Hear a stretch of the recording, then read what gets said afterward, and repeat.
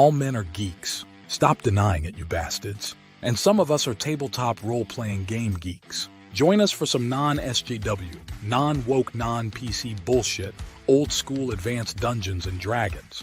At least once per month, sometimes twice, we get together with Dungeon Master Rollo Tomassi and Drew Bay for some dice slinging in the world of Dungeons and Dragons. If you're tired of the woke assholes that abound in tabletop gaming, these sniveling, overly sensitive, easily offended dipshits, then be sure to tune into Masculine Geek Advanced Dungeons and Dragons. We're not politically correct. We're raw, unfiltered, and uncensored Dungeons and Dragons gamers. Get on board, pussies. We're making history.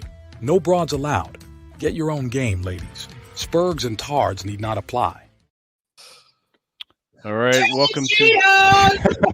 welcome to Masculine Geek number 281. The Rational DM, Mr. Rollo Tomassi, live stream AD&D game session 52. Take it away. Yeah, whatever I'm doing, like we're in the transition phase here. We're coming out of the underground and going above ground now. So, whenever I have to run like a city adventure, or I have to like run like an outdoors adventure, it's like planning the invasion of Europe or something, because I got all this shit everywhere. Had all the bulge. Bear with me, today is going to be a little bit of a different experience for everybody. We have done a cityscape adventure before, but you guys have in the last session, you guys finally got through the underground section of everything. And before I get started, I need to like sort of point out the landscape here, just so you guys understand where you're at. My just to catch everybody up here, and we got Thor who's playing now too. So I feel like I got to do just a little bit of a sort of a episode 0 thing here for everybody.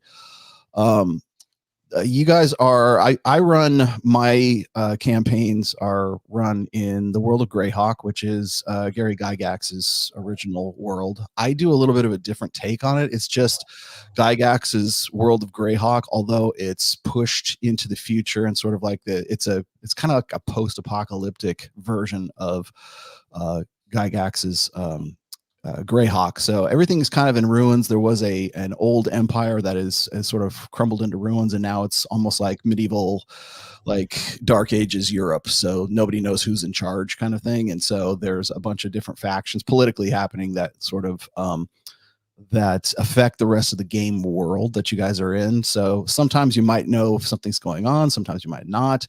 But just to sort of give you a sort of a quick overview, in the sort of my version of Greyhawk, like I said, it's kind of lawless, but there's sort of factions and organizations that are trying to get organized. And so there is, if I ever refer to certain languages like Elder Common, that means it's the common that used to be spoke before the fall, before the apocalypse kind of thing.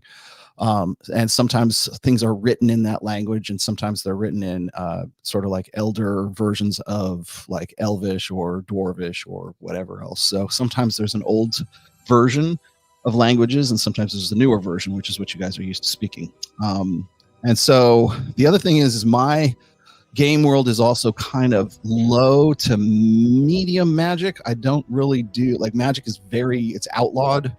It's viewed with suspicion and superstition. And so you're just as likely to get burned at the stake as you are to be heralded as some kind of hero if you use magic. So magic is, in most cases, either forbidden, or it's distrusted, or it's outright just hunted down. So using magic items and articles and things like I don't know, like legendary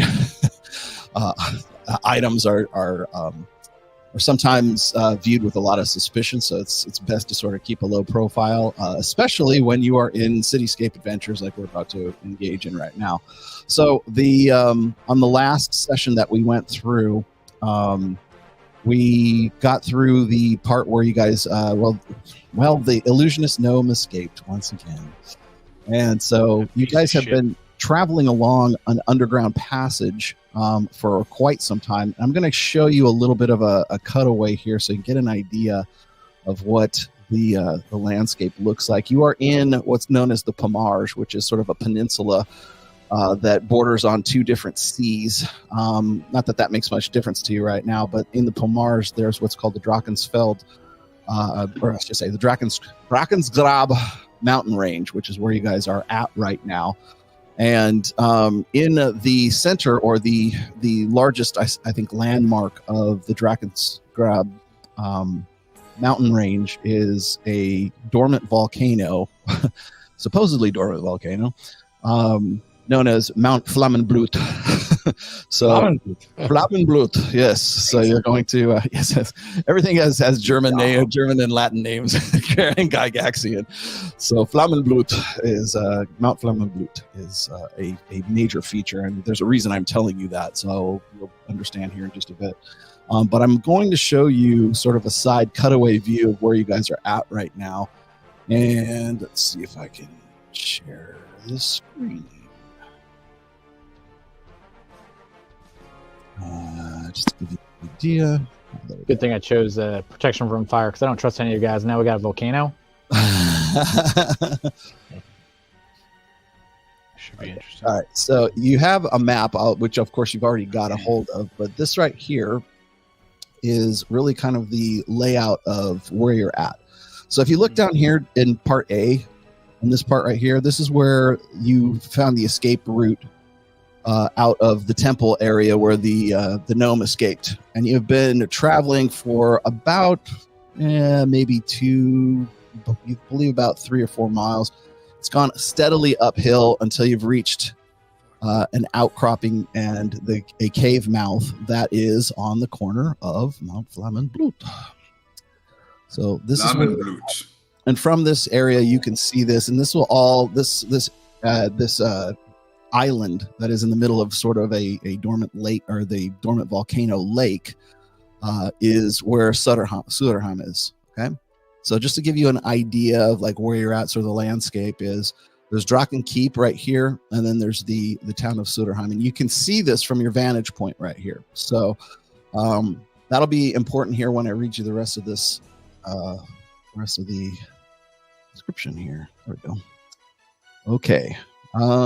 So, starting off, first off, Hugh has wandered off on his own. He has disappeared from the party as soon as you guys made the mouth cave, and has sort of gone off on his own.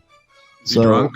Probably drunk, but he kept saying something about his brother is here and his brother is here, and he kind of wandered off. So you're not really sure what he meant by that. What the fuck? Yeah. Goddamn bastard. But he is a monk, so everybody's his brother, right? Apparently. All right. So here I'm going to read you the starting here. So this is really when this module was a tournament. This was the semifinal round. Okay. So this was like the in between point between 2 like more distinct adventures. So your party has done well. You've made your way through a secret underground passage to a gate hidden by bushes and shrubbery.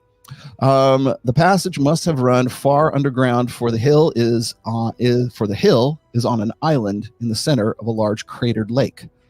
The group comes out on the rocky slopes of a hill in the shadow of an extinct volcano, Mount Flammenblut. Below you lies the island, the area of the slave lords. This is the ultimate end of this adventure, really. It is now clear why no military force would ever make a successful assault. The one pass that leads from the known Drakensgrab trails to the slave lord's stronghold is narrow and winding. A small force could effectively guard it and destroy all enemies. Even if an army could force its way through the pass, it would have no way to cross the crater lake.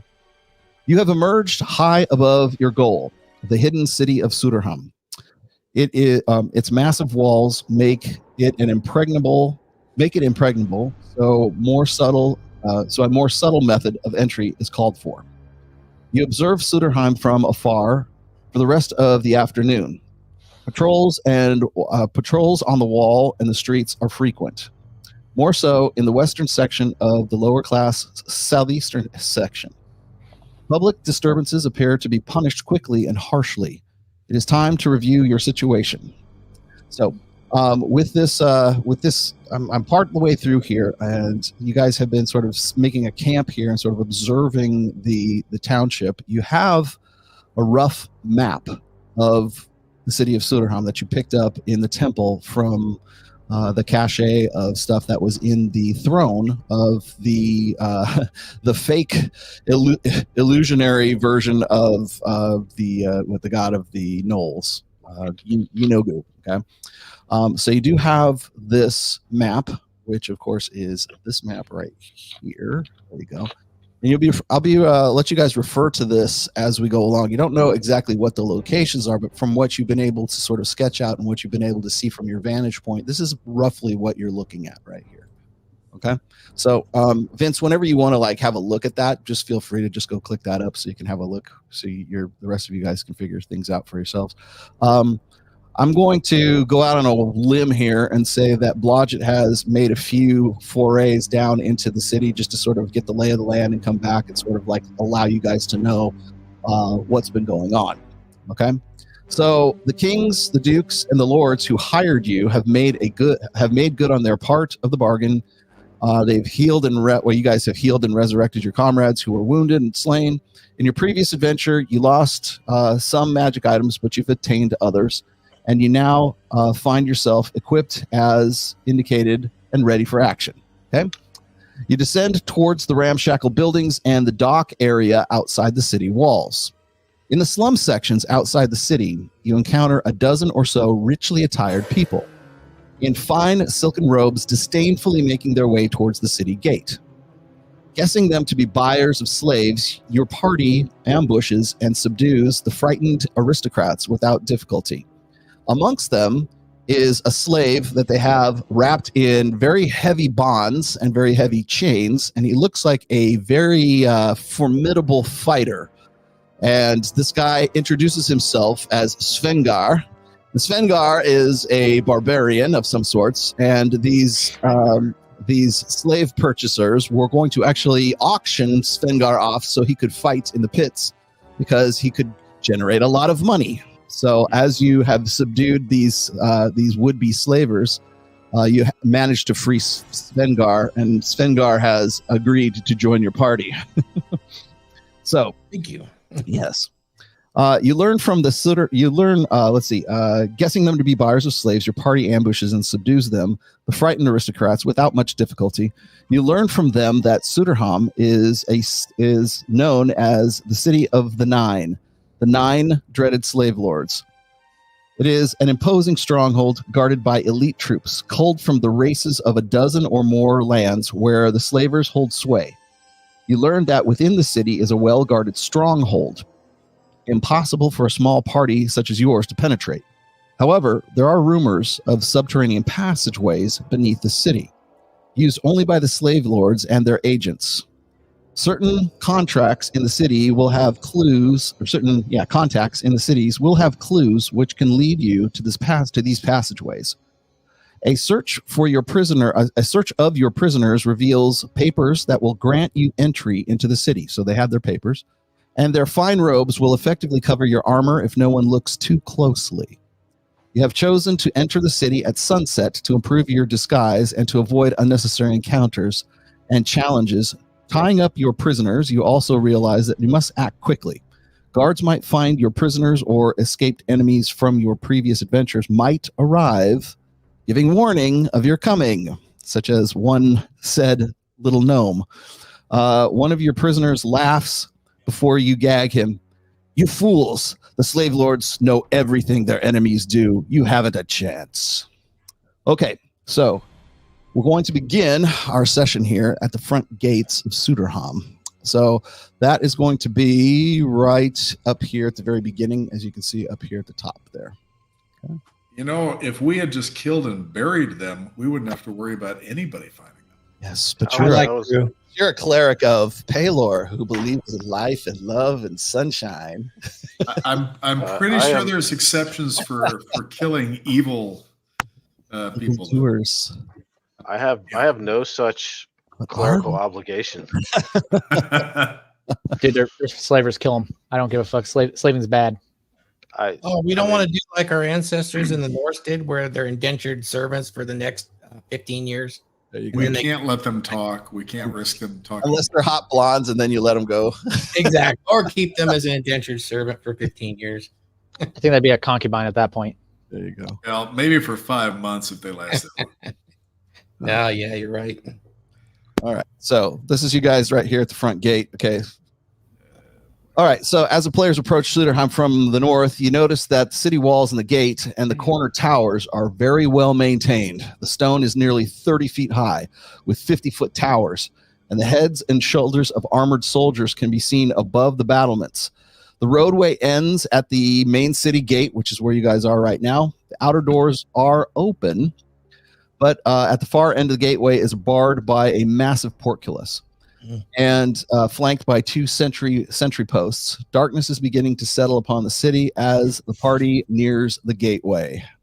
So this is you guys here, and you are now at the main gate. The entrance to this arched gateway is guarded by a massive iron double door, which is now open, and a raised portcullis. At the far end of the gateway is a lowered portcullis. Am I saying that? Portcullis. Portcullis. Portcullis. Portcullis. Yeah. It's a portcullis with 2 armored men on sentry duty standing before it. Beside each sentry is a single iron door, one set in each side of the gateway. Okay. So there's a portcullis, and then there's 2 iron doors on either side of the closed portcullis. Okay. Each sentry post is maintained by a guard soldier. Okay. The first one looks at you and asks for your papers and your permits. So he looks at, let's see, Gray and Duncan. Papers, please. You don't need to see my papers. Everyone. These are not the slaves you're looking for. So they're asking for your warrants and permits right now. And by the way, we actually have them. Several people. Yeah, you have them. Yeah, we took them off the bodies of the others. Of the aristocrats. All right, that's good. All right, so Just show 'em. Right, so they look at them and they take them back to this fellow in the back here, and he has a look at them, see what they are, and then he looks at Gray and he looks at Duncan, and then he nods to one of the soldiers. You can't really tell what he's saying. And they passes it back, and then they pass you back your papers, and they go, "Okay, all right, move along." And move along. Can I ask for something really quickly? Can I ask for a call out just because I don't know the avatars for the characters? That way Sure. I can play better. Yep, no worries. Okay, so this right here, this is Ajax right here. This is Ajax. Okay, so that's our druid. This is you, by the way. This is Svengar right here. Did you make that? Jesus I made Christ. that just for you. You like that? Oh man, you got the little white thing too. So this is Grot. Grot is a half orc. He's a fighter, but he's really on the barbarian side too. This is Dias. Dias is a magic user / cleric priest. You said yes. What's his name? Dias. Dias. Okay, gotcha. Dias. This is Lupo. Lupo is your link boy. He's the guy that holds the light, and he carries the packs and stuff. He's kind of like a henchman. Okay. Lupo is about 16 years old, and he is the charge of Gray, and Gray is a cleric of Paylor, and you're lawful good, right? Is it neutral good or lawful good? Well, I'm supposed to be lawful good, but sometimes I don't feel very good. Sometimes I have I torture people, but they deserve it because they're bad. Chaotic neutral tendencies. Yes. And then next to him is Duncan. Duncan is kind of like, Duncan was a former slave that was freed by the party in, the first adventure actually. And sort of became part of the party because he was actually part of another rescue team that got basically captured, and was a former man at arms and a former sergeant of the guard in his kingdom, which is in the next duchy over from where you guys are at right now. And then of course we have Blodgett. Blodgett is your halfling thief, which I'm happy to say Robert has been playing very well. I almost expected Robert to want to play a different character, but Blodgett seems to be his favorite character at this point. So thank you, I appreciate that. So that's who all these peeps are right now who are with you. So you've got Halfling Thief, you got a fighter, or excuse me, you got your main fighter here. You've got Grot, who is just he's the muscle. And then you got Gray, who is a cleric. Got you, who's barbarian. And then next to you is a guy who smells like feet and patchouli oil. And that's your druid. And actually, your druid can do pretty. Now that you're outdoors, you'll probably be doing okay. So, anyways, that's that. You guys are allowed in. So, as you pass through the main gate, you take your first steps into the city. Okay, so let's push you guys in here. Now I have this set up so you guys can. I do have a fog of war kind of thing going on here. So, push this up here. You guys can get an idea where you're at. Now, the reason I'm leaving this on sort of dark mode is because you guys got here at dusk, so it is kind of now. Most of the streets and most of the area is pretty well lit. I'm just putting this because you're just like unfamiliar with the area. So all of this stuff, you don't necessarily need torchlight because there's torches and there's oil lanterns everywhere in the city. So it's pretty well lit for what it is. But it's getting on towards nighttime right now, and you guys are using the dodge tool on the layer. That's so cool. It's just the eraser. It's all. Oh, that's really cool. Yeah, that's just the eraser. So you guys moved in the city here. All right. So as you pass through the main gate, actually, you know what? Before I do that, I need Blodgett to roll me a d4, and then I need Grot to roll me a d20. 2. You got 2 luck points for this one? Yes. Okay. Grot, what'd you roll? Grot roll 4. Grot roll 4. Uh-oh. As you're going through, as you're walking past the gate, you notice that like one of the guards kind of like gives you a little bit of a kind of a sideways glance, like maybe he recognized you. Because you remember, you're the only half orc in this whole thing. Oh shit! Say, look, remember, and I was going to tell you also, the guards are human, and the guard captain is human. They're not gnolls, they're not orcs, they're not hobgoblins. They are human, and their plate mail looks very, let's just say, well maintained, and it's a very kind of like almost a dark black gunmetal sheen to it. So these guys definitely have some sort of organization. They're not just some like, band of riffraff or anything like that. Hardened metal. That's interesting. Okay. So, Grot, you notice that they kind of look at you a little sideways, like maybe they're trying. One of them couldn't tell if you recognized you or not. All right. As you pass through the main gate and you take your first steps into the city, a wizened, limping beggar hobbles up to you and asks for alms. But the beggar, upon closing with the party, and comes up to comes up to Gray and to Duncan. He says the beggar, upon closing with the party, whispers that he's an agent of those who have hired you guys. He says, "Seek out the Ivory Paladin." And then he disappears into the passersby. There's a throng of people around you right now. The Ivory what? The Ivory Paladin. Ivory Paladin. Paladin. Ivory Paladin. Yes. And then he kind of disappears into the crowd. The Maltese Falcon. Yes. We have a quest. Mm-hmm. It's not like we can just walk around town asking for him, though. Shit. Ivory Paladin. Yes. And so at any one time, there's probably anywhere between a dozen to 2 dozen people around you, and they're kind of bustling. And again, like I said, it's getting on towards nightfall, and so a lot of people are just kind of coming back from whatever it was they were doing outside of the city, and they're moving into the city right now. So they're trying to sort of push past. Would it be a person, or is it like a club, like like the Manisperian Club or something? The Ivory Paladin, YMCA club, or is it a person? I guess I assume the Paladin's a person, right? Anybody else want to answer that for him? I don't know. A paladin is usually a person. Sorry, yes. Just real quick. Yep, go ahead, Greg.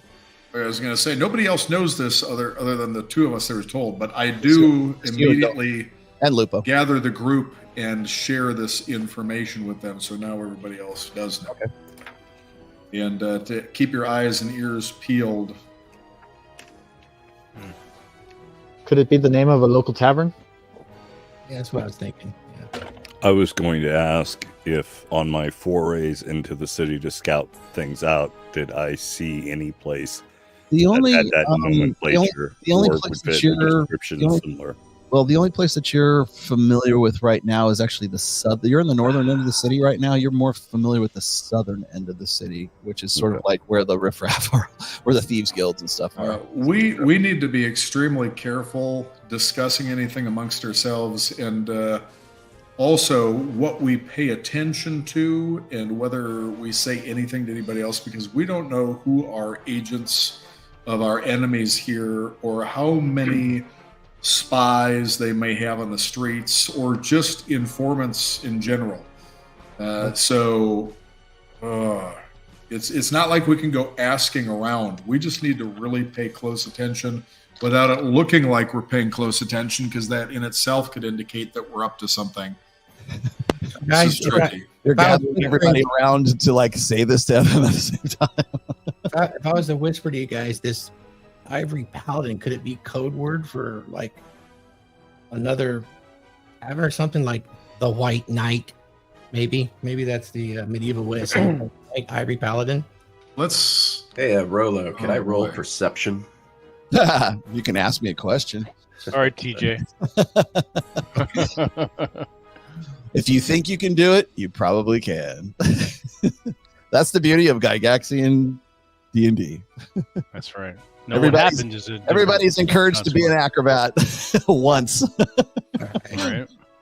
You can try. Yes. So, with that said, Can you guys hear me? Yeah. Boy. Okay, Yes. okay. Yeah, I was asking, can I roll perception? You Yeah, can. if you want. Yeah. I want to see if there's signs around on some of these buildings, and if there's actually guards up in the on the high ends. Oh, I rolled 20. Shoot. There you go. You didn't even need to roll. I would have just told you. Oh, damn.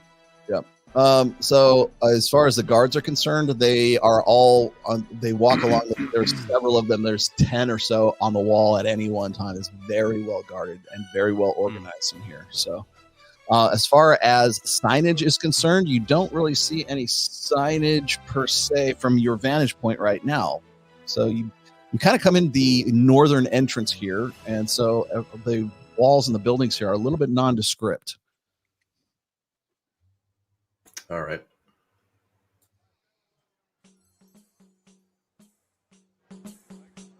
Push down here a little bit so you get an idea where you're at. Now, of course, you can always refer to the map too. So you have a map. Okay. If you ever decide to use it. And we should actually check and see if there's. Is there anything on there that church? looks like a tavern? Like I said, Kind of there's hard to tell. no names. All this is just basically the layout of the city. You don't have any names or anything that's really. I really don't want to split up the party, but it might allow us to search faster as long as we stay out of trouble. And if you look up here where the arrow is, that's coincides with the house that you guys just came through. I think at the opposite end, at the south end, Blodgett, that's where you're familiar with down this way. Is there a church? Not that you know of.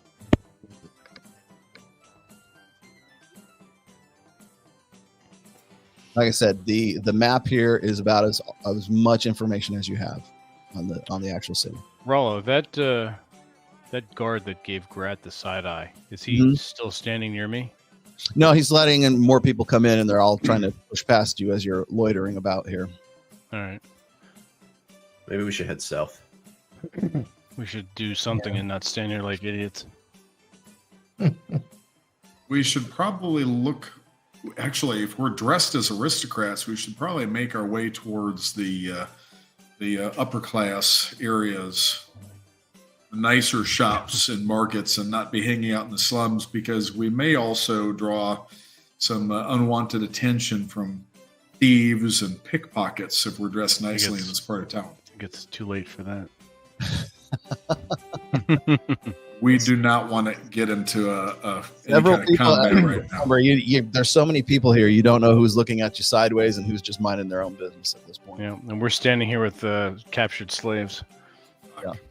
Yeah. Well, we one need to get formerly moving. captured slave. So Yeah. We need to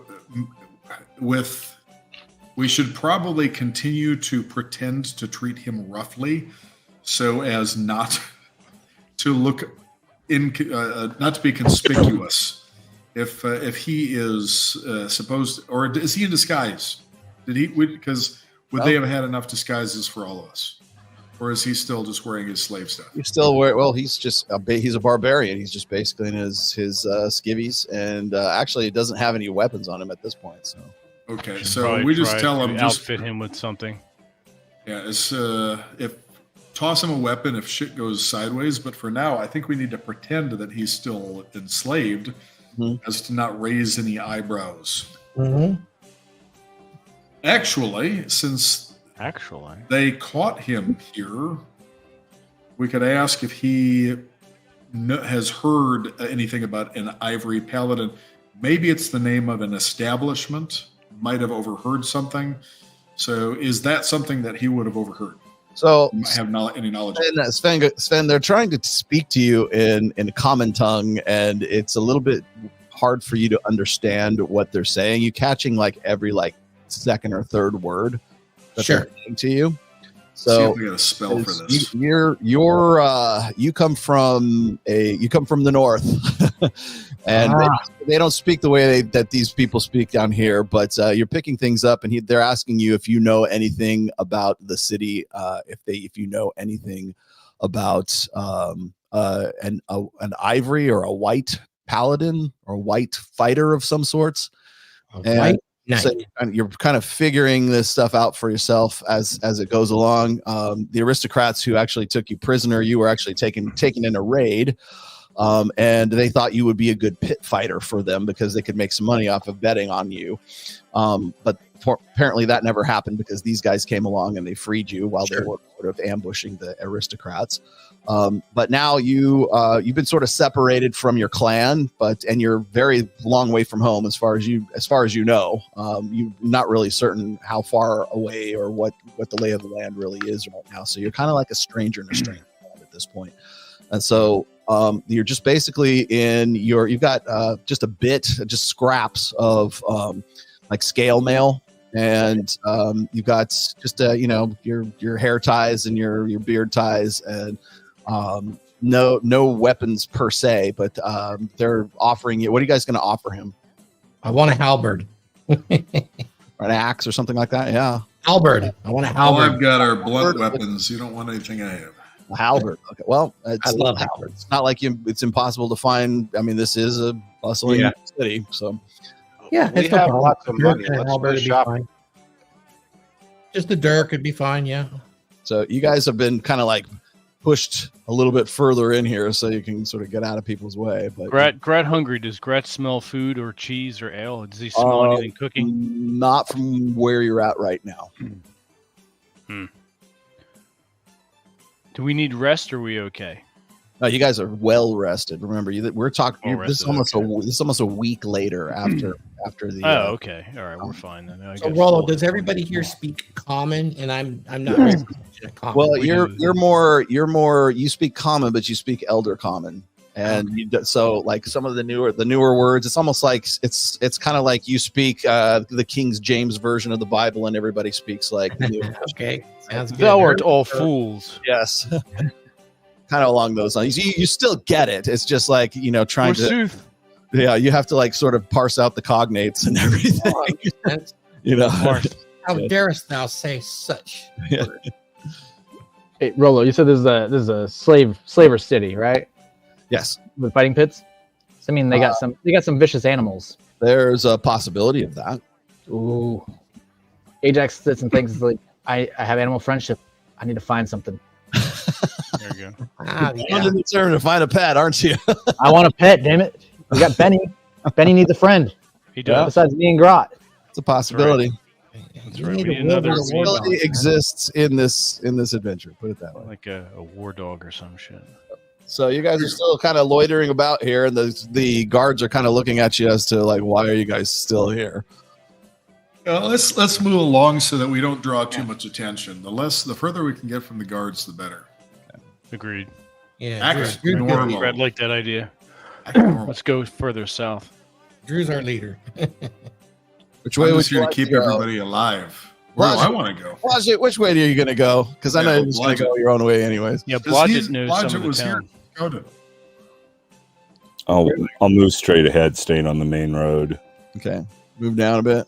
Yeah, because with all the crowds and stuff, I just, as long as I'm moving Yeah, like you can blend into the crowds pretty well. Actually, I probably should ask you what you're doing first. yeah, that's what I would like to do is go on ahead and scout ahead a little bit and see if I can spot any potential danger or potential profit. Roll me a d20. All right. I rolled a 19. All right. You don't notice any like other thieves around. Okay. Remember how game recognizes game, thieves recognize thieves? Yeah. You're not as familiar with the northern part of the city as you are with the southern part. Mhm. And so, but you're noticing it's a conspicuous lack of really commoners. Much say like when there's commoners, they kind of move along about their business since they have a purpose. But you don't see any. There's no thieves up in this area that you can tell amongst the throngs in the crowd, and you see a much higher concentration of aristocrats up this way. Mm-hmm. And you also see a higher concentration, seemingly anyways, of guards. Okay. So there's a lot more sort of military presence up in this section here, according by comparison to what you know of the southern sections. Got it. Okay. Duncan, what do you want to do? I'm going to keep moving further south there, I guess. Okay.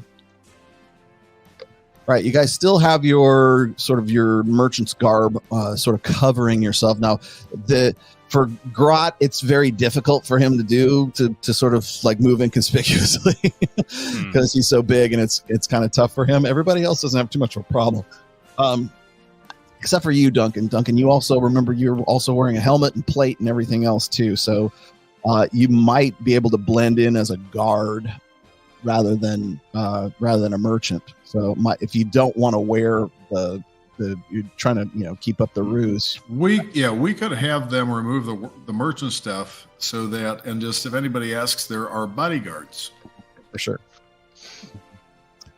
Gray, what do you want to do? Oh man, well, somebody already asked if there's a church. I can't because if we're dressed as nobles, I don't want to give away that I'm a cleric of Palor, just in case they might be looking for us. But I doubt there's a church of Palor here.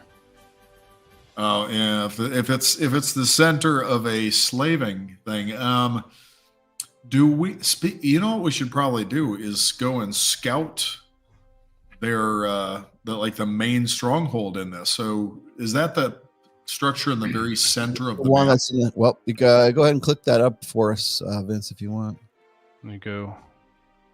And should we inconspicuously make our way there? There we go. And just kind of maybe go around it just to survey, just to kind of get an idea of what kind of guards they have, what the structure is like. Somebody mentioned earlier an underground passage in. Yes. Did Well, Blodgett find that, or that was mentioned. That was mentioned. First of all, the aristocrats that you ended up killing knew about it, and you also know from the previous adventure that there are ways into the catacombs to get to the keep, to get to the Slaver's Keep, which of course is as I showed you on the other image here, which That's is our ultimate goal. Yeah. Oh boy, that's over. Where did I go? There it is. I think right now we should probably because we don't know what the overlay, so we can use that for next time. We should familiarize ourselves with the layout of the town, and we should probably also find a place that we can rendezvous if we get separated. So they say, "Hey, if we do get split up, this is where we meet," just in case it happens. Well, you do have the map right here.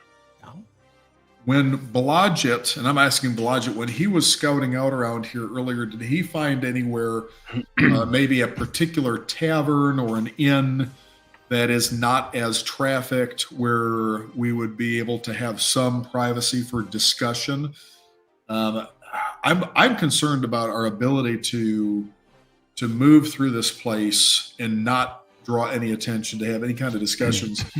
I mean, is it really busy? Is it bustling? Does it seem like the guards are still paying any attention to us? A lot of the, well, they're not now that you've moved down a bit. Okay. But the as far as the bustling and everything, everybody seems to be moving on their way. There's not a lot of people just sort of standing around right now. And remember, it's getting on dark, so they're about to close up the keep. So that may be half the reason why. Just to give you a quick recap here. Drew, would it be better if we split up to reconnoiter this area? Oh, here's what I'm wondering. I would like to get an idea. We've got these 9. Was it 9 slave masters? Yeah. I think. Do they all live in the keep, or do they have separate residences? No, they live. That's why I'm showing you this right now. They're in the Drakensfeld keep that's up this way, or the Draken keep, which is over here. But you know that there are secret catacombs to get there, but you've got to find them in Sutterheim. So are we going to kill all of them? Because if we're going to do that, we would probably need to do it all at once. Because if we kill one of them, as soon as the rest find out, if we don't kill all of them within a very short time frame, then everybody else is going to up their security significantly. Yeah. We need to find when they're all together and come up with a plan to kill all of them quickly, and then to also get the fuck out just as quickly. Yeah, we Grat like that plan. Can only bark skin you all. Kill them all. Kill them. Albert practice.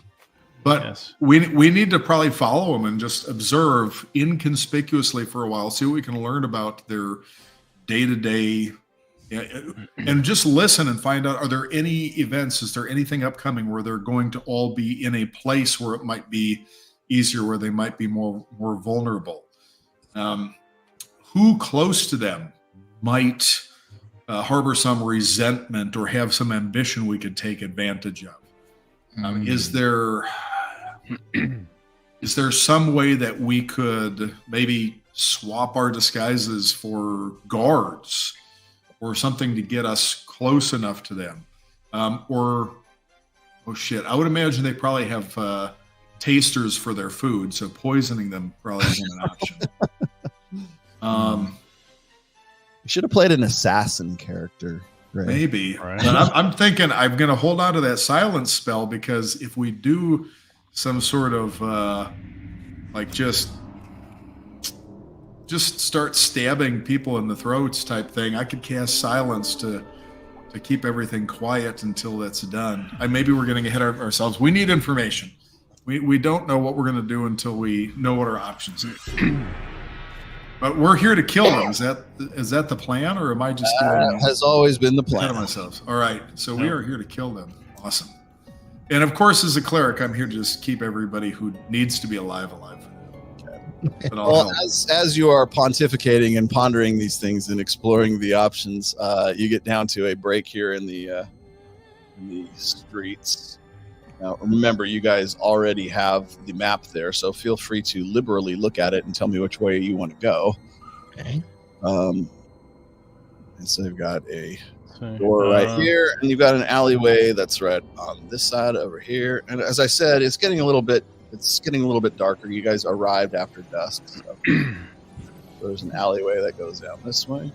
What if we did something to thin out the guards? I would leave the guards alone. Yeah, leave the guards alone for right now. Duncan, roll me a D20 at that comment. Burn the city down later. 20, please. Jesus Christ! Right, hold on. God, I got fresh dice for this. Okay. Tucson Comic-Con, because my last one was so bad. Attaboy. And, Did you break out the sage? well, so the wife bought them. He rubbed them on the on the wife for luck or something. Well, yeah, actually, I boobs. did. So the wife bought them for me, and cool. she tucked As them in well her she cleavage should. the whole day, and just I would So say they've that been- would do it. I bet Yeah. they're gonna be rolling. all right, 20 on my first roll. No See? shit. Yes. That is See? portentous indeed. That's what we call booby magic. If there's Yeah, any right. traps there, I want to do them. The magic of the Has milk, a tit- guys. The magic of milk. Tit. So You got tit dice over here. as That's Gray right. is sort of pondering the universe and wondering whether or not they can take on all the guards, Duncan looks back at him and goes, "Are you out of your fucking mind?" Not all of them at once. We would just need to. Duncan, you've never heard anything more ridiculous in your life. Something tells me if you get rid of the slavers, the guards are going to be like, thank God. We would just need to catch one guard unaware and make him want to tell us things. Blodgett, what do you want to do? You're up. I am trying to find a decent looking inn or house that we might be able to make our own. Since these guys are dressed fancy, I don't want to take them to the sketchy side of town Yeah, we need to because find a that'll make tavern. them all marks for pickpockets and other fellow. An inn with a private room. Yeah, so Right. Yeah. So I'm trying to find a place. You're unfamiliar with the northern parts of the city. When you Can get we down ask towards the southern somebody? part, you'd be able to. I mean, just a passerby. You Excuse can me. do Let's get whatever you want. let's get the barbarian that talks in the eloquent language. Excuse me, good man. I meant Is there any that. inns hereabouts? I meant that. Are there any inns hereabouts? I meant that figuratively. It's not like he All speaks right. in like Syrian prose and iambic pentameter. Okay, so. Forsooth.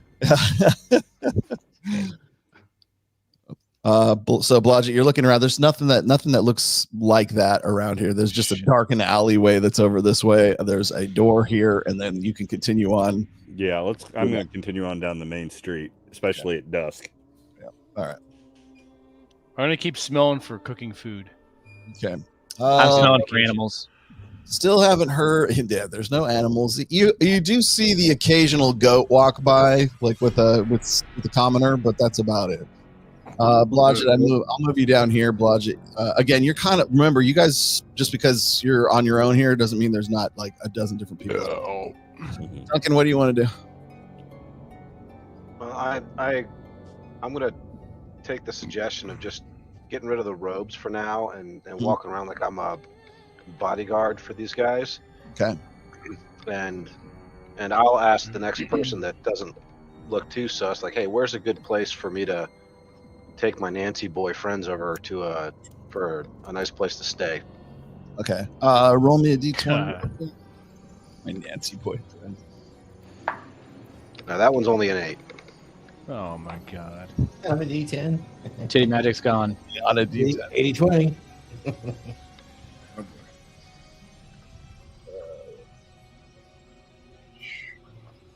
80-20. You managed to stop somebody who looks like you're annoying the living shit out of him, and he says, "Just go to the cudgel. Just go to the cudgel," and then he moves on. Where the fuck is the cudgel? Ooh, I cudgel. like it. Sounds like my neck of the woods. Let's go to the cudgel. Let's go to the screaming goat. The screaming goat. There we go. Coming down here, Ajax. What do you want to do? I'm gonna keep going south, looking for a tavern named the Cudgel, and looking for animals to befriend. Okay, Svengar. In that You're order. technically faking being a slave right now, but I'm going to give you free reign. What do you want to do? All those guys as if they were my masters. Okay. Grot, I presume you're coming down the mountain. Yeah, I have my hand on my two-handed sword just in Right. case. Is Benny acting weird or is he okay? Yes, I'll presume you're moving along. Benny's fine. He's just kind of poking his head out now and then, looking around, sniffing the air for you. Thank you. Yes. All right. So you He pass acts this one weird. door. This door right here, this little sort of domicile looks more like a residence than anything. That's that first one in the map there. Okay. All right, yeah. We're kind of up on some kind of longhouse. Oh no! Spent too much It's time right in there. Yes. There it is. All right. So you move down here. You keep pushing your way down a little bit further. and you come to. And it's all brightly lit, correct? Yeah, pretty much everything is. I'm only just doing this so you guys, because you're not familiar with where you're going right now. Gotcha. So right here is a set of double doors, and you can see just about down here. There's another door right here, and right let's there. see, where did we go with that? Double doors.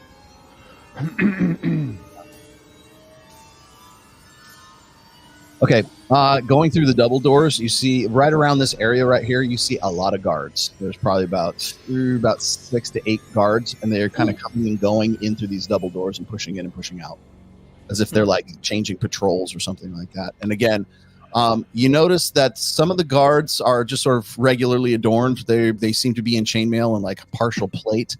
Every once in a while, you see a very large guard who looks like a fairly robust human in full plate, and that full plate, like I said, is more of a darker kind of gunmetal gray, like almost black gray. So there's some sort of rank, or there's some sort of variation between the guards here. Like there's just sort of the normal or the regulars, and then there's the sort of the Marines, right? So just you've already figured that out without even having to make an intelligence check. It's really easy, right? It's really easy, right? Yes. And so, Logic, you are the first one to figure this out, and Duncan, you can bloody well tell that this is a barracks right here. That's that large thing right there on the left with the door first. Great, I'm going to score a halberd. That's excuse me. Give me a halberd or a nice dirk right there. Yes. Reach hand when I drop the halberd. I'm not sure they would want a slave to have a weapon at this point. Not like a halberd, that's for sure. Well, Duncan, you're the first one to figure this out. This is most definitely a barracks, and I'm going to presume you're going to pass that around to everybody else. Yeah, I'll let everyone know, and we should probably keep moving. Right. Roll me give me an intelligence. Actually, no. Give me a wisdom check, Duncan. All right. Let's see. We My could set it on wisdom fire. is 13, Uh-huh. and I just rolled a 14. Okay. Well, it's you failed it, but you know well enough from your previous experience as being sort of a man at arms that these guys are very well drilled and very well trained. They're very disciplined. Huh. So, in fact, you're actually almost a little impressed by how disciplined they are. All right. I will pass that along, but we should keep moving. Yep. Mm-hmm. Okay. I'm going to presume you're going to keep moving down south. Yes. And let me see. Where do they eat and get their water from? Probably the barracks. They're barracks. Yes. Got some You said, where do you get your assassination. butter from? Your water. Water. I'm just thinking, Dead if we animal on can their well. poison, Where do you get your butter from? Butter? Yes. we All can right. poison their water. Get a lot of guards sick. Cut their numbers down. it'll make You are people strangely lose. uncleric-like. You know that? Well, they're evil, so it's okay. No, it's not. What You're not metagame even, happened that we're not aware of? Virtue signal. It's Mercy. Drew with no points for actually playing his alignment. Mercy. Well, here's the thing. I serve Palor as a lawful good god, and these people are evil. And We don't know Mercy, that all of them are evil. I mean, most of them They're- probably are. Yes. I get the sense that they're evil. So mercy to the evil Let's is set their cruelty crotch on to fire. the innocent. Oh, that's the plan eventually. Yeah, Jesus Christ. Very they're big. they're evil. I have zero. Zero tolerance. I don't. Let's No after we kill the 9 slavers, then we can set fire to this town. Perfect. They're evil. Right. We'll just purge the entire An thing. evil slave stockade. Yes. All right. So, Blodgett, roll me a d20.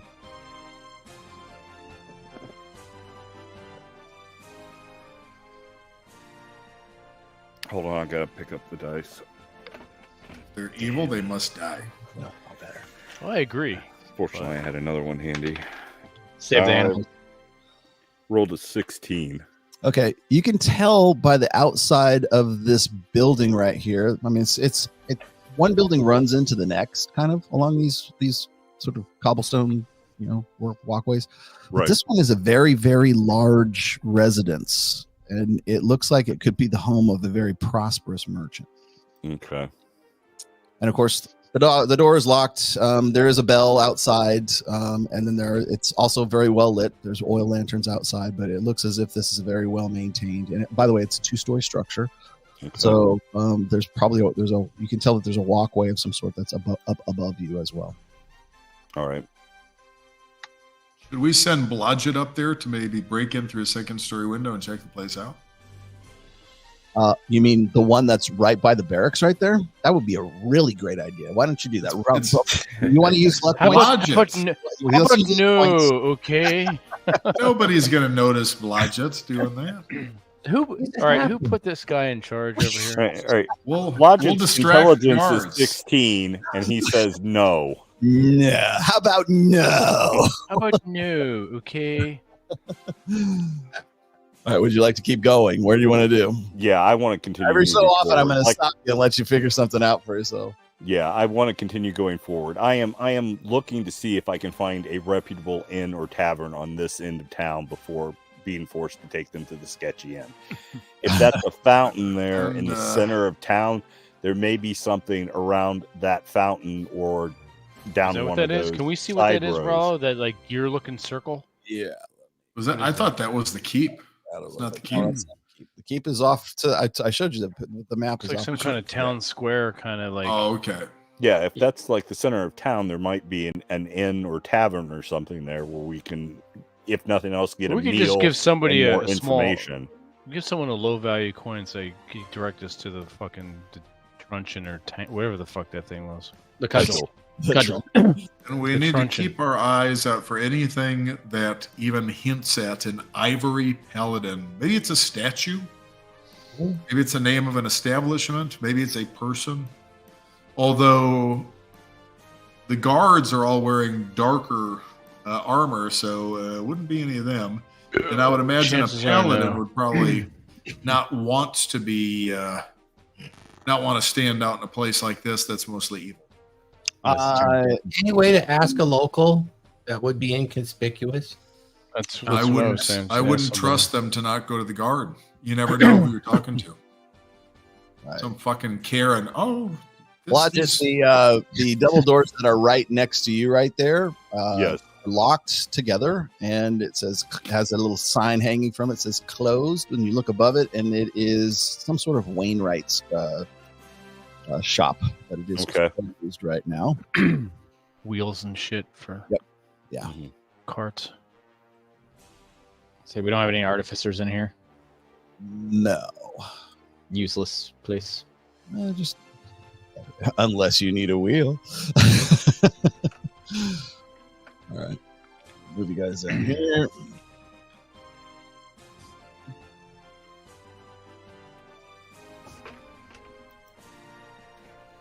And as you get down here, you see that thing area that is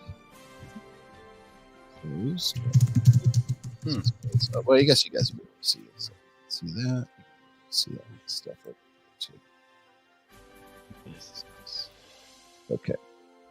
Now let's you can see quite a bit here because everything is very well lit. Yeah, that's cool. Hello. Go.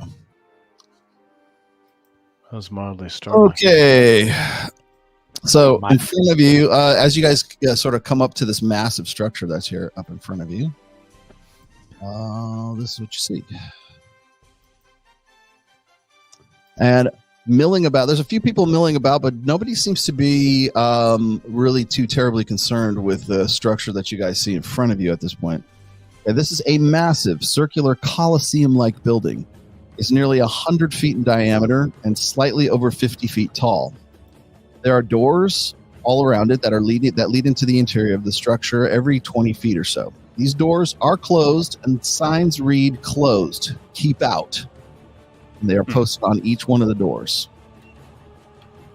Anybody around us acting suspicious or seem to be paying any attention to us? More than we are, you mean?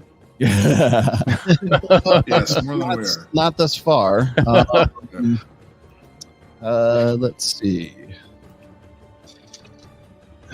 Yeah, we still, despite our cautiousness, we're still walking around like we own the joint. Yeah. You haven't seen anybody who's really paid too much attention to you, although Grot's a little paranoid right now because of that one guard that sort of eyed him for a beat longer than most. Maybe he's got a thing for half-orcs. Yeah, probably not. Not many do. Does Grot have a helmet on? I don't believe so. Maybe I he just can have borrow my- Duncan's. That might I seclude just him had a bit. my probably cap wouldn't- of strength. Probably would not fit him. Grot is Oh, yeah. much, You got a big head. yes, he's much bigger than you. I do have don't I have a cloak on though with like a hood? Yeah, I mean you definitely do. I mean, but you have been wearing the aristocrats stuff for a while. So Okay. as far you haven't had to worry about it that much. So Right, you're in front of this building here. Each of the doors are, as Blodgett is sort of like kind of fidgeting around, sort of trying to nonchalantly test the doors. They are most definitely locked and probably barred from the other side.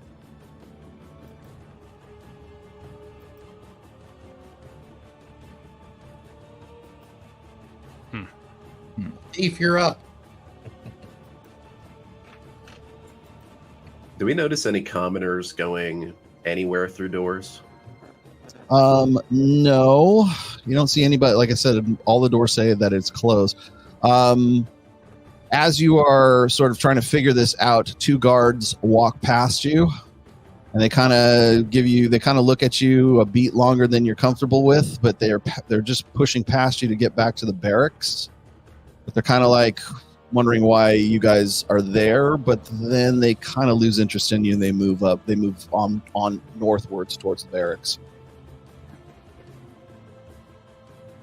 I want to go on ahead and move past this place. Like you said, there's got to be an inn around here somewhere. So that's what I'm on a mission for.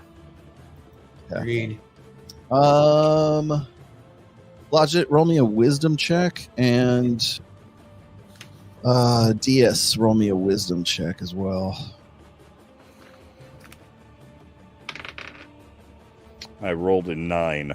Okay, so you passed. DS, what'd you 15. get? Okay, you did not. What's your wisdom's way higher than that, isn't it? How high is your wisdom? Let me see. Wisdom is 17. 17. Okay, so you did Yeah. pass. Okay, good enough. All right. Both of you kind of surmise that this is most likely an area for auctioning slaves. Okay. That would not be open during the evening hours. But that's just you kind of like you get it and Blodgett gets it. Everybody else is kind of scratching their heads. So odds are this is a pretty well patrolled area. Yeah, I want to keep walking. Okay. Sort Which of way to you the guys south, which way is you gonna want to go? to the This southeast. Or Yeah. this way? Southeast? Southeast looks like it makes more sense based on the map. Okay. Yeah. Okay. And over here.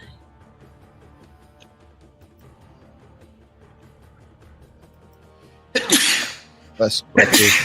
Bless you. Double. Good heavens. All right. So again, you see a little bit more, a much larger thoroughfare here. There's more people in this direction, and you notice that there's more kind of foot traffic going this way. And you guys can see, let's see, because we'll be able to see this far. So that's good. Okay, where do you guys want to go? Where do you want to go? Duncan, where do you want to go? I'm going to keep heading south. Do you want to go this way, or do you want to go through fair this way? I think just past the Coliseum there and just continue south. Mm-hmm. Okay. As you are pushing through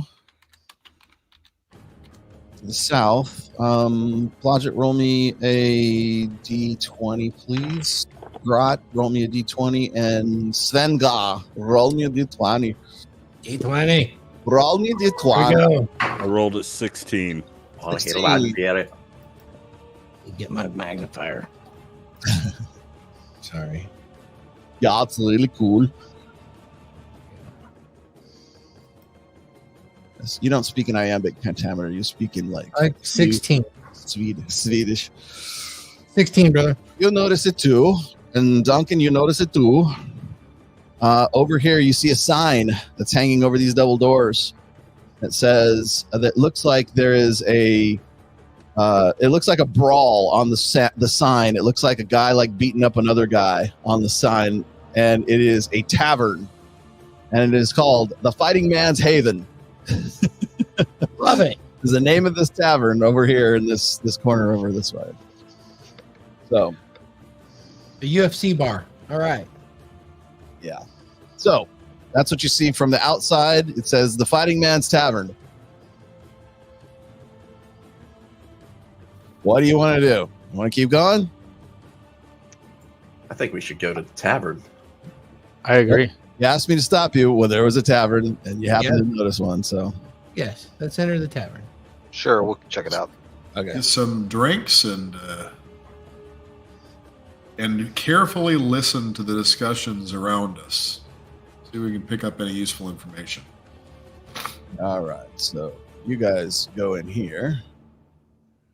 We should probably spread out a little bit and just kind of in groups and just try to pick up as much conversation as we can. We find a tavern. Yep. Practice our social game. Yes. See if we can find out about this island. So you guys move into this tavern. So that thing is... And Lupo looks very young to be in this tavern. That's the one. Okay. The L-shaped. This L-shaped, yeah. This large, slightly run-down looking tavern has a pointed sign above each door depicting a fighter type in full armor. It is open, and a raucous singing comes from within. Inside, the tavern is occupied by 28 human fighters. Some of them look like soldiers. Some of them look like guards. Shit. Some of them look like Sausage fest. like ass-kicking guys. There are at least 4 soldiers from the city's garrison in here. Okay, as you guys are sort of looking around. Okay, they seem to be in pretty good spirits though. So they seem to be like drinking and they're chatting and they're talking. So one guy is sort of a little bit hammered on one side and is singing some sort of military song that Duncan thinks he might be familiar with. And then as soon as you walk in, they see Duncan and they go, "Hey!" And they just kind of like hail you and they say, "Come on, have a drink." Oh shit! And they look at Duncan in particular because you're like, remember, you took your garb off, so they peg you for being a fighter or some kind of like this is where the fighting men are at. Okay. Yeah. Oh shit. Grot is welcomed in, although they kind of look at him a little bit suspiciously, and Sven, they kind of look at Sven a little bit weird, but Duncan looks like one of the boys here. So, well, I think it's a good way to get some information. So I'm gonna go buy those guys a drink. Yeah, there you go, attaboy. Okay, so you go and you buy him a drink. Roll me a d20 when you get in here, and tell me what you say. If there's anything you want to throw at these guys. All right, I rolled a 16 and I said, "Hey, fellas, what's good?" They go, nothing much. How you do? Where are you from? How are you? They're trying to like get a little bit of information out of you, but just friendly. It's not like they're trying to like pump you for info or anything like that. All right, well, I'm going to give them an answer that sounds like I'm from nearby, and I'm just, I'm babysitting a few of these Nancy boys here. Got a little thirsty, thought we'd come in. Okay, so they're basically just like drinking. They like you. They're wanting you to tell them the story. Like, how did you get here, man? Where's like what was your unit? Like, because they can tell you from just your demeanor and like basically what you're wearing too. Because remember, you're wearing like magic armor too, and that's like artifact armor. So it's almost a little bit too clean for this place. But they can tell that, they can still, tell by your demeanor and everything. So like I said, there's close to 30 guys that are in here right now. You don't see any women whatsoever. In fact, it's almost like there's no women allowed in this club right here. So, did we come into the manosphere? Is that what yes. this part is? We're in the wrong part of town. The Blue Oyster Bar. So the slave town. The conversations the baloney truncheon. Conversations that you hear are mostly like war stories, like, oh, then I fucking cut his ear off, and oh man, he kidnapped me, and like, so they're basically like stroking themselves and talking about like stuff. They're like really they're looking at you, Duncan, as like you know what you're doing, because like you're almost like you look like a captain to them. So so anyways, would any of these guys be available for hire? Probably, but that you might not want to do that right now. All right, I'm just exploring the options here. More than likely, there's guys there that would be. They are of questionable alignment. Just put it that way. Got it. All right. Well, and I'm gonna. And then out of the tavern, out of the back here, you'll see a couple of guys will come out and they'll bring more drinks, as if they're like through this door down here, or this passage right here. So you can tell that's where the tap room is back there. And they bring out. There's actually some food here too, Grot. So if you're hungry, you can actually get something to eat here. Yeah, Grot's going to get something to eat and feed Benny while he's at it. Okay. So they're kind of looking at you, Grot, and they eventually they kind of warm up to you.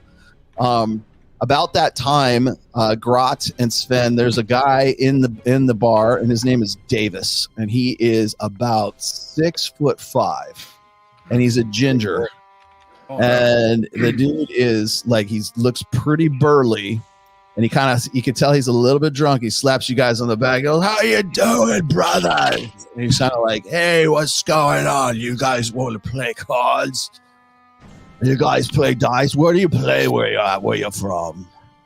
Grot say, "No thanks, just had a tomato." All right, then. And he looks at you. But he does put down money and buys him a drink though. So what he does this is he grabs a drink, and he grabs another drink, and he hands it to you, Sven. All right. And he says, "Come on now, drink with me." And he's like, he wants to have a drinking competition with you. Happy to have the drink with you. Skull. Okay. So you guys like are gulping it down, like double fisted. Yep. Double fisted down. All right. So pounding. Okay. Gray, what are you doing, Gray? I am trying to listen in, trying to eavesdrop on the conversations around me for any mention of anything that might be useful to us regarding the leaders in this slaving town, or any mention of anything related to an ivory paladin. I'm doing a lot of eavesdropping. You don't really hear anything about the slave lords. In fact, that's almost conspicuously like absent from their conversations. So for the most part, the guys that are here are fighting guys who are military guys, who are either they're town guards or they're in some way bodyguards for other people, probably other mercenaries. Some of them are mercenaries, mostly for like they're hired muscle basically for slave buyers. So interesting. That's what I'd ask the ginger. Is like, kind of new here. What does men like us do for entertainment and work around these parts? Brand new here. He goes, oh, you can go over to, let me see, I forget the name of the place. It's the Itchy Kitty or something like that. Let me remember. Scratchy Pussy? Scratchy Pussy, yes. Sounds like the best place to go. That sounds like for fun. What about for work? I know what it is. Wait, stop. It's not the Itchy Pussy.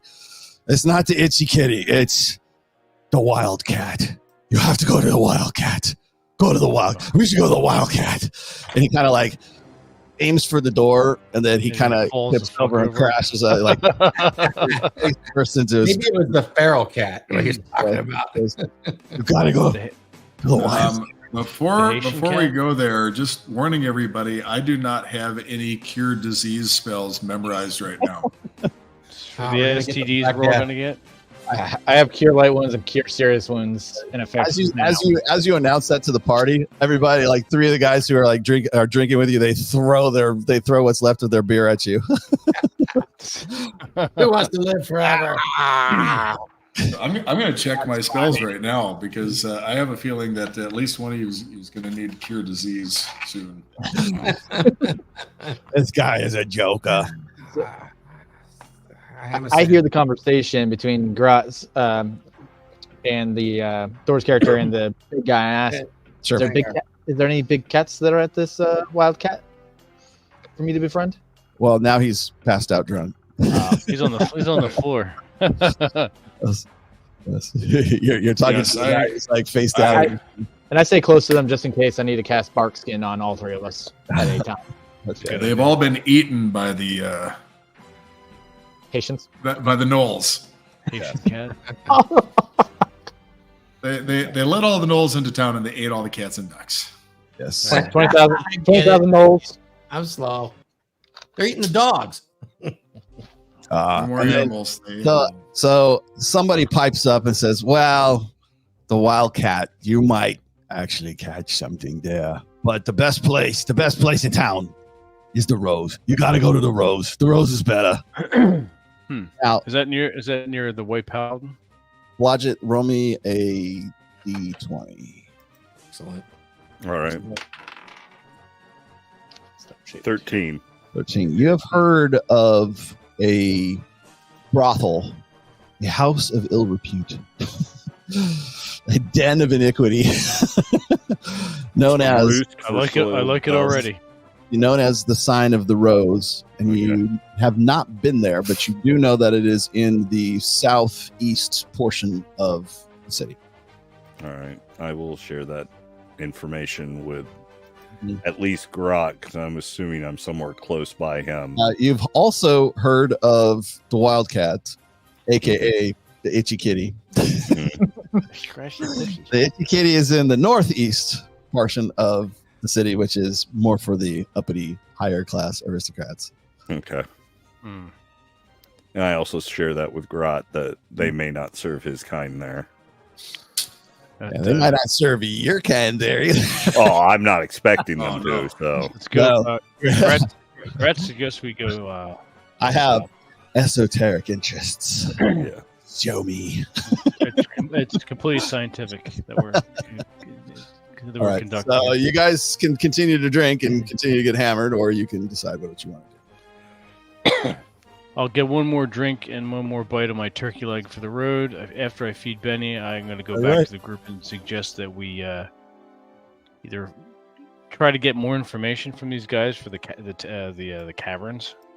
Mm-hmm. I mean, that seems to be like where we need to head to, like the secret passageways and stuff. We're kind of just spinning our wheels up. I think we're just spinning our wheels up here. Yeah. I mean, as entertaining as all this is, and we're slowly getting more information. But Grat want to. Great. Lupo looks at you and says, "Master, what is the rose these men are talking about?" Oh Christ! Here we go. It's a flower of fertility. Yes. Do they have a florist here? Yeah. Did the birds and the bees talk with them yet? There a florist here. Do I have to explain this to him right now? Because I'll sit him down and explain it to him. No, you don't have to. He's like, that's a conversation for later. Okay. Maybe you just take him there and just let him have one of the ladies there. I think we need to explain it first and then bring him. Otherwise, that might be a little bit of a shock. Right, well, remember the guy on Game of Thrones that everyone wonders what did Are he we do? not men? Let's throw him in the wildfire there. The wildfire, the wildcat, the itchy pussy. Oh yeah. Scratchy pussy. Itchy kitty. Just throw him in there and. If there's any girls there, I want to do them. Yeah, the flaming feline. Let's do that. That's exactly Lupo's voice. Yeah. All right, let me clear this. All right, so we're out of the tavern. Now let's go back to that map. My guess would be that the caverns would be located in there. Well, maybe not.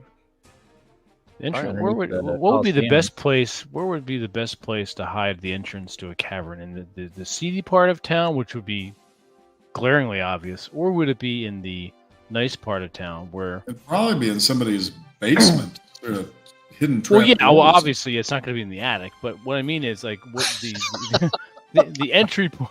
The entry point's got to be. Is it going to be? It's in the attic. It'll be at the Rose with the stinging sisterhood, right? Something. Yes. Oh boy. Well, who would regularly go in and out that we could follow and find out?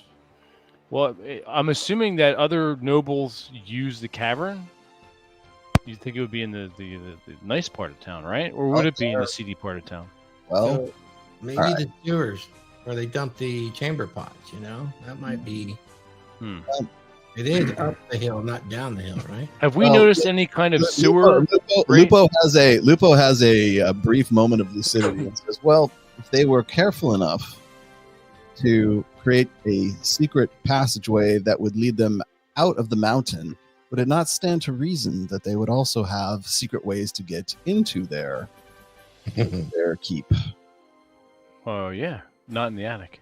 Yes, not in the attic. So if they had vices, would they be bringing in the stinging sisterhood from the Rose occasionally, discreetly, for their entertainment? I mean, do we notice any sewer grates? Yeah.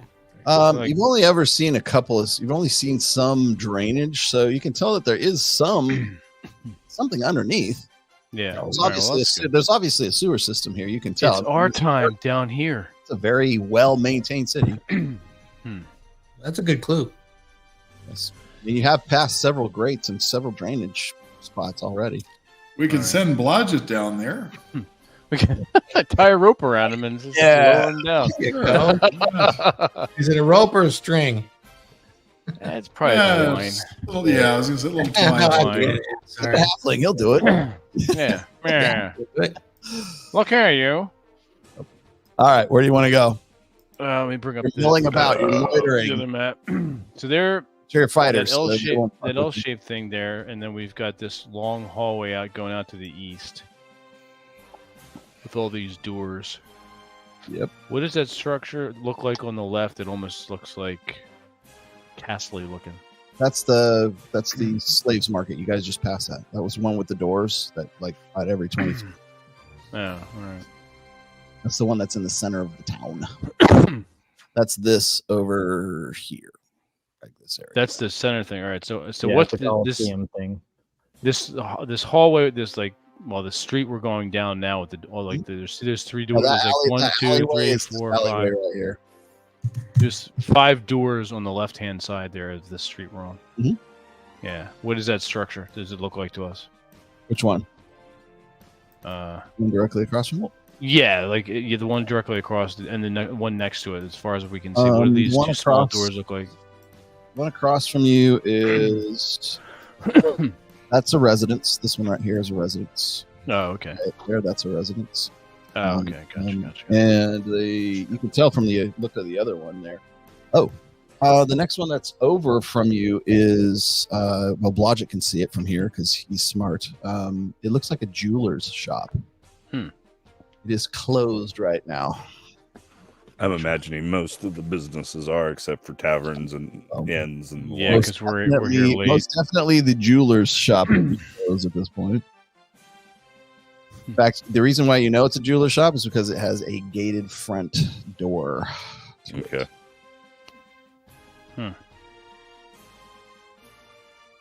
It's got the grades down. Interesting. Okay. And then let's see. Which way do you guys want to go? I can continue down where you're removing the fog of war. Just go down that way, I think. Right? Is that good with you, Blodgett? What do you think? Yeah, we can do that. All right. Okay. And there's still people milling around, right?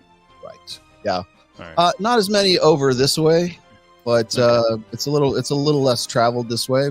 Okay. And again, but still very well lit, right? you guys have spent probably a good 45 minutes to an hour in the tavern, so now we've moved on into the nighttime. So, gotcha. All right. So let's see what's the next. The next one over is okay. So this one right here is the jeweler's shop. That's gated. The one that's down there. Oh, the double doors right here. You can see that there is the moniker on the cover on the top of this. It looks like shields and swords, and you can tell that this is an armor shop. Okay. So, and it is closed right now, but you can hear from inside kind of noise going on, like pounding. Like you could also hear maybe a bellows or some sort of like whooshing. It's like they're working after hours. Yeah. So, and you can hear like hammering, and so it sounds like there's some kind of business, some kind of working going on behind there. But the doors are closed, and it says closed right now. But you can tell that there is somebody inside here. Wonder if we should get Sven his halberd. I agree. Like just knock on the door and maybe offer up some modest coin to say, "Hey, can we see your wares?" Right.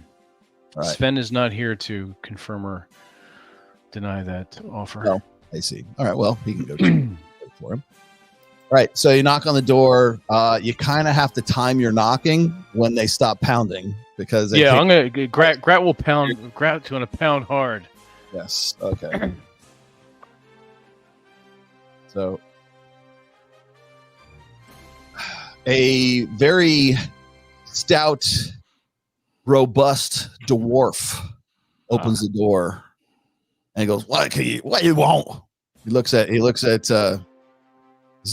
Duncan and he goes, he's like, do we not give you delivery? Did we not give you, we're working hard on this right now. We're missing the halberd. Go ahead, Duncan. I will ask the dwarf if he's got a moment to spare to sell us a weapon. We've got this gladiator that we want to put in the pit, but he's got nothing to fight with. So we're looking for a solid halberd for the man. All right. So and a dirk. Don't forget the dirk. Right. So where's your meds? He looks at all you guys. He's kind of got his hand on the door. He's like, okay. He says, he points at Grot, he points at Duncan, and he points at Sven. He says, only you guys come in here. Oh, okay. All right. Grat goes in. Okay. So dwarf lets you in, and inside is you see one other dwarf, and everyone else is sort of a human, but they look like they've been like working at this shit for a while now, and they're clearly working after hours. Yeah. And he says, what is it you want for this guy? We're looking for a halberd and a dirk. Okay. So he pulls out he goes back to his backroom stock here. Nice. Well, and I'm getting you some weapons, Sven. We found an armor. Thanks, man. Appreciate it. Absolutely. You won't be disappointed with the halberd use. Oh, I'm sure. Okay. You were some idiots. Yes. All right. That's a big place. Oh, shit. Very big place. So they're clearly a workshop of some sort. Okay, well-renowned here. So, so he goes back to this back wall right here, and he pulls out what looks like about a 6.5 foot halberd, and it's it's huge to him. Because he's a dwarf. Yeah. Right? So he drags it up to you guys and brings it up to you, and then he throws it into the hands of Sven. He says, "There, get a feel of that. It's dwarf craftsmanship." How's that feel in your hand? Nice. He's almost like a redneck dwarf. Yeah, that's great, man. Aren't they all? Dynasty going on. He says, you can tell the people that you kill with this that this is Ketri manufacture. This is a Ketri original. Petri. Okay. Petri, yes. Petri. All right, and then he goes. So he lets you select from probably about 4 different dirks. I would take more than one. Something around 18 or 16 inches. That'd be great. Sure. You can take 2 if you want. He's like, you're gonna like. He hasn't mentioned price once. Oh, that's a good sign. Definitely take a couple of them. Either that, or if you don't know, if you can't pay for it, you should know how much it costs. Yeah, right. Right. So you've now got a halberd. You got a dirk. He does have armor here too. If you're so there you go. Probably the best he can give you, though, he's only legally allowed to sell you is like scale mail. He cannot give you like chain. He cannot give you unless you're like part of the guard. So regulations. The best he can give you is scale mail. Like that's the only thing that he's allowed to sell. So which is what I put on the sheet for Thor. Okay, so you've now got some scale mail. You've got a halberd. Remember that's halberd's technically a pole. So remember that. Arm. And you got a couple of dirks as well. Should be like a spear and half axe or something. Yeah, it is, but it's a halberd. It's definitely a halberd, but it's like I said, it's about 6.5 feet. Beautiful. And it's very, very finely made, and the dirks are very, very finely made too, like dwarven craftsmanship. Like when dwarves make weapons for humans, these are the best of the best. Oh, nice. So now he's looking at you guys as if like you know what to pay him. All right, we'll pull out. Grat's got I think he's got a couple rubies or some shit, jewels. Mm-hmm. Don't we have like a group pool gold for expenses like this? Lupo does, but Duncan has gems and Duncan has gold as well. So so does. Grat's got some platinum pieces too. So sure. I'm gonna hand him 10 platinum pieces. Grat have extra money and pay. Will this work? He takes the 10. He says, "No, that'll buy the dirk." What? 10 platinum pieces? Yes. What the? So you bought yourself a dirk. Grat broke. You got money to lend? Plus 10 enchantment on this, huh? Okay, now he looks at the coins and he goes, "What are you trying to palm off on me?" He says, "You can't use this money here." Is it? It's bad money. He says, "This is not the currency here, friend." My money not good. This is backed by Federal Reserve. Did we not take those nobles' coin purses when we took their clothes and everything else? Yeah, you did, but you're not in there with them right now. If I've got jewels, rubies, whatever, I'm gonna break those out and say, hey, we're from out of town. How about this? How about some rubies? So how much in like estimated value are you going to give him in gems? Like he will take gems for sure. I'd say leave him absolutely. All right. Well, So I don't. Now you're speaking the universal language. Right. Well, I don't know the value of dwarven weaponry here unless my character does, and I don't. So Logic probably would, but he's not here. I'm guessing. Okay, so how many are you going to hand over to him? I give him like 5 rubies. Oh, okay, that'll work. Yeah, just Okay. give him some. Each one of those is worth probably at least 100 gold pieces. So you're basically handing over like about 500 gold pieces worth. Oh, wow, value right there. So he says, "Thank you. Have a nice day, gentlemen." All right. Well, I'd rather overpay and not have this guy pissed off at us and calling a guard than. Did we get to ask if there's any enchantments on these things? No. Okay. We didn't get to ask her. Okay. All right, Grot, you guys come out of. Now he shoos you out so you can go back to work. So I'll leave him with the 10 platinum pieces as a tip. He says, "Sir, I cannot take your money." All right, I take it back. Okay. So it's very odd. Now, you go and you relate this. You go and relate this story to everybody else, and it occurs to Diaz that you guys have come across some coinage that has different minting on it when you guys were looting bodies in the last underground section of the adventure. Okay. He had to jet because he's sick. But he said he'll see us next time. All right. So now we know that money that we took off those dead bodies is probably not the best to like flash around here. Well, they're not using that currency here. But apparently, gems is the universal solvent here. Well, so that's that you don't have to for a dwarf. mint gems. That's for sure. Yep. You can get anything you want with that. All right.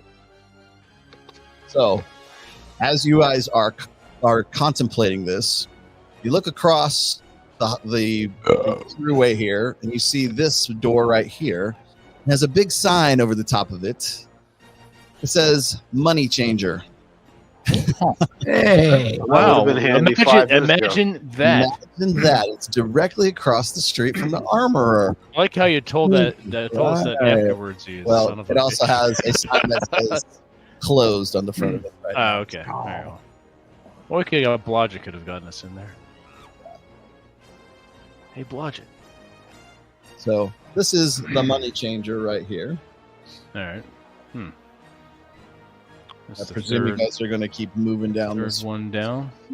Yeah, we'll keep going to that fourth door next to the money changer and see what that is. This is the next one down is residence once again. All right. Um, Still no sewer grates, correct? Still no sewer grates anywhere. All right. No animal pits anywhere. Animal stables pits. Nothing like that. You haven't even come by a stables yet. So So we got these last two. all right. So let's see. What is that? This one. As you guys approach this double doors right here, you hear what sounds like a commotion or a crowd, or there's laughing and jeering and stuff that's going on inside here, and you see a sign, and it is this is a gambling hall, and it has the sign of the bouncing bugbear. Is on top of it, so you can hear some people. That's tempting. You hear some crashing, maybe a plate breaks or something like that, but it's definitely a Gambling hall. Yeah, a gambling hall of some sort. That's cool. It's in there. And then across the street from you is I think another residence. This one up here. This that last door. That last door is a blacksmith that was closed. Oh, okay.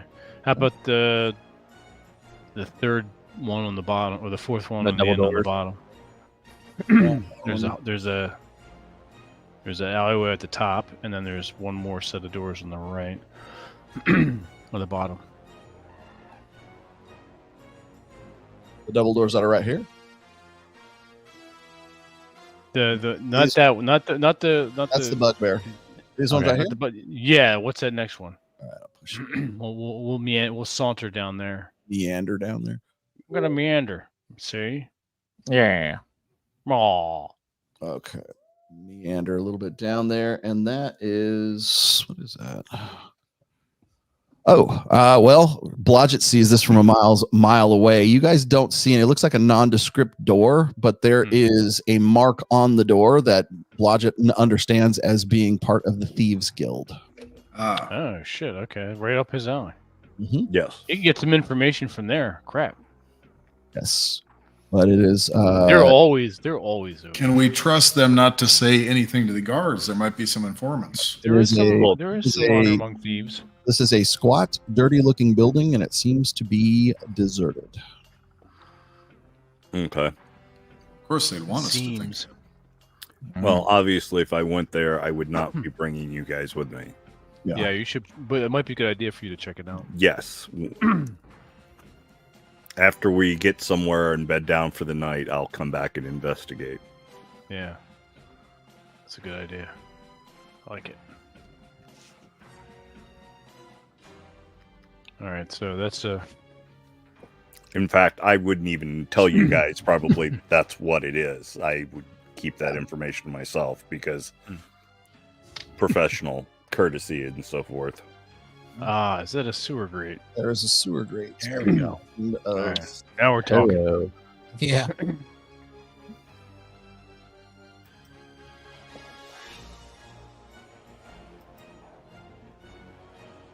All right. So this is where you guys are at.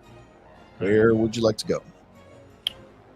And you guys are at the let's see, the eastmost wall right here. Just down here. I see where we're at. Yeah. On the east. Yeah, I think we right? keep going south.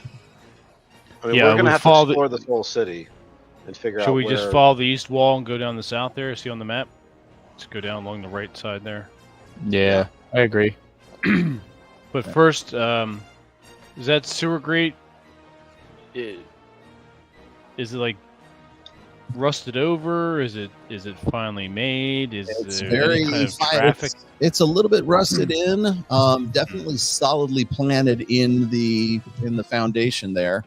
Okay. Furthermore, there's probably about every 10 minutes or so, or every 5-10 minutes, guards pass by there because you're right on the edge of the Gotcha. of Okay. the parapets right here. Oh shit! Yeah. All There's- right. Good to know. Good to know. All right. Well, what do you think? What do you think, Blodgett? Friend Blodgett? We continue south. Yes, I agree with that. Mm-hmm. Okay. So, Blodgett, as you are passing this door here, that door is also goes to the Thieves Guild there, but you notice a second mark on this door, and only you understand this. No one else does. So this is just for your ears only here. Okay. Is you see that there is in Thieves' Cant, the sort of the iconography of thieves. It informs you that the guild hall has been closed down recently by the city constables. Oh shit! So you understand that whether you want to relate that to the rest of the party is up to you, but it has recently been shut down by the constabulary. It's basically a warning to you if you're a thief. Gotcha. So they might not take too kindly to organized crime in their cities. Right, which doesn't surprise me unless they're the organization. It's closed in parentheses. Yes. Very, very closed. I On the will. surface. I will probably share that information when we're not just standing out on the streets. That when we're somewhere a little bit more secure. Okay. Yeah. As you're contemplating this, two guards walk by on the top parapet, and they're kind of looking down at you, like move along, move along. Mm-hmm. So down here.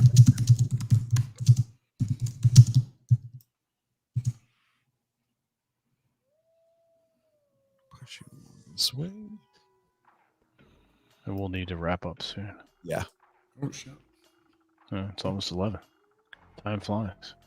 I gotta get my You're dogs. having fun. Dogs gotta go outside too. Let's Gotta take a see. piss. Yeah.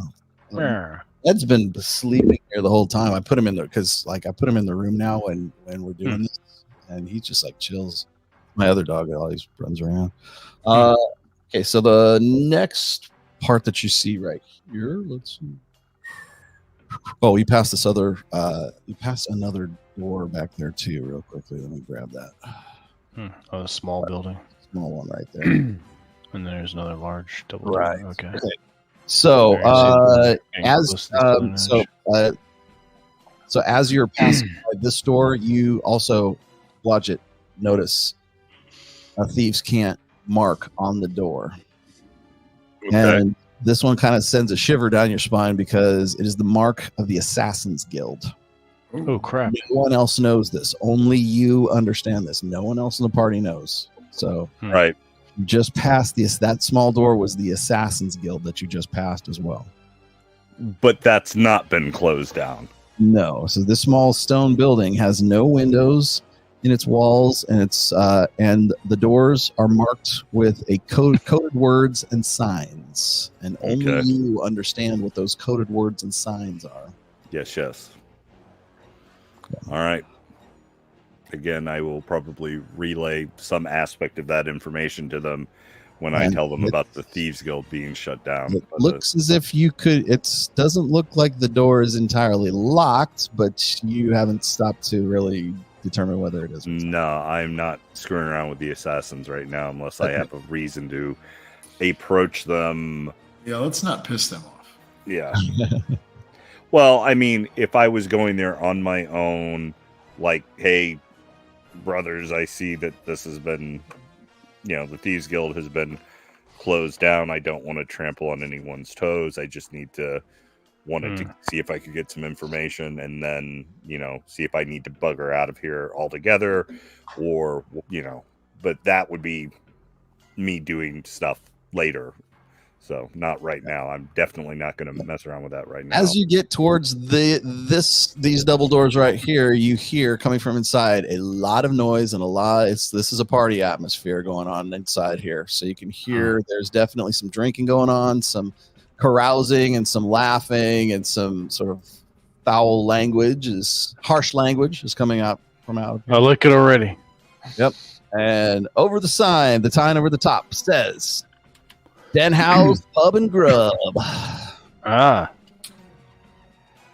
It is most definitely a tavern, and you can see people are coming and going out of here too. So they kind of push in and push out, and it looks like it's a somewhat popular place, but the clientele is a little bit questionable. So we're in that seedy part of town now. You seem to be getting there. Okay. And that's the double doors. Yes, the building has been rather shabbily constructed and maintained. Its roof is made of thatch, not of tile. Most of the wood appears worn, worm-eaten, and decaying. Its name has been painted in scrawled letters over each door. It is extremely noisy within. No fireballs, guys. Right. Well, let's see how things go. Sometimes it's the best option. Would you like to go in? It's very easy. That's what Ulfer would say. It's just a tavern? It's not an inn, right? Tavern of some sort? Well, you don't know. Okay. Might be I wonder if they have an inn. Shall we go in and see if they have some rooms? Sure. You could do that. Let's just give me a bit of hay. I don't care about the room. Okay. So as long as we have some place to okay, hunker down for the evening. All right. So you can go in here, and it's let's see. There are about 36 lower class human townsmen and women inside. They're all drinking prodigious amounts of ale and wine. Nice. The room is very crowded, and the party members you can sort of see this. You're definitely in the lower ends of the city right now. You're sort of moving your way into the commoners, let's just say. There's a lot of pushing and shoving going around. There's a lot. It looks like it's fun. Like people are dancing and you're getting after it, kind of thing. And it is most definitely an inn, so you guys can go into an upstairs area, and they have rooms available. So if you wanted to hunker down here for the night, it would not be too difficult for you guys to spend the night at this place. Nice. All right. I think probably a good idea.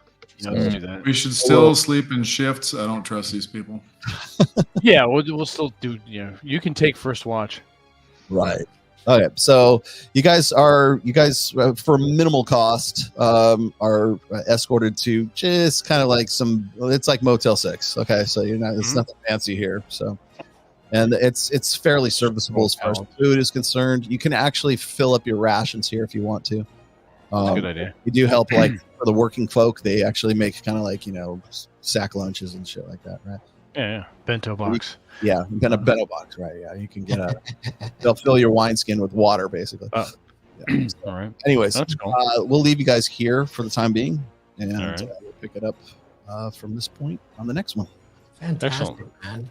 Thank you, guys. That's good. Wonderful. That was a good game, as always. We haven't been arrested yet. I haven't been arrested yet. I haven't got caught yet. Not yet. Despite Drew's best efforts. Yeah. Right. Well, I'm not trying to get us arrested. I'm trying to get us information. We need Do you to. realize when the guards slowly start dying, the intensity and scrutiny that would be raised? We'll make it look like it's an accident every single time. Once we kill the slave lords, then the Thieves Guild can open back up, so that'll be nice. Yeah. Yep. That Some, is allies. that could be used as motivation to get some help from the Thieves Guild, maybe Absolutely. the Assassins Oh, Guild. that's the fourth one, right? This is the third one. The third one. Okay. Fourth one is probably the most interesting one of the series, and that's the end of it too. So. I don't remember it. I This don't is- remember the third one either. The third one is really more of like a transition from 2 to 4. Is basically what it is. Oh, okay. That's cool. I like it so far. I like cities are fun to adventure in. Cool. Figure out how we're gonna Yeah, at some point kill you'll be all able, of them at once. at some point you guys will. Once we're done, you guys will definitely be able to level up and get some training and stuff like that too. So. Cool. Yeah, like next level, I can do animal form once I get it. Yep. Ah, That'll be 3 good. times a day. Nice. Sasquatch. You need a pet though. I need a pet. I You want gotta a get damn you a pet. pet. I need to find a Wolverine. That way, it's best friends with Benny. Yes. There you go. Send you a picture of your pet. A honey badger. Not Oh, Yeah, yeah. Honey Badger Wolverine. There you go. Let's roll a random table on the Gygaxian table for pets. You roll There you go. duck. A toad. I got my Canadian goose, Canadian Cobra chicken. Familiar. Cobra chickens. I don't know. Noble's wife looks to be pretty deadly in archery, so he may have married himself a honey badger. I don't know. All right, guys. All right, excellent. Thank you for joining us, everyone in the chat and watching. If you want to watch later, you're shot of luck unless you become a member of the YouTube channel. It's $4.99 a month. If you can't handle that, I don't know what to tell you. Get your finances in order, you cheap fuckers. Yes. Anyway, if you have watched the game, thank you for being here. Until next time, Rollo, take us out. I'm attacking the darkness. Fantastic. There we go. Welcome to Masculine Geek, where men gather to discuss life, love, and all things geek. And unlike most YouTube channels, we don't beg for super chats. We don't play cutesy little sound bites. That crap is lame and feminine. We're men swapping notes and gathering together for men talk. We don't whine about politics or trendy red meat topics. That's juvenile 13th grade garbage. Masculine geeks are men of courage and honor that gather together to discuss our hobbies and interests. Get on board, gentlemen.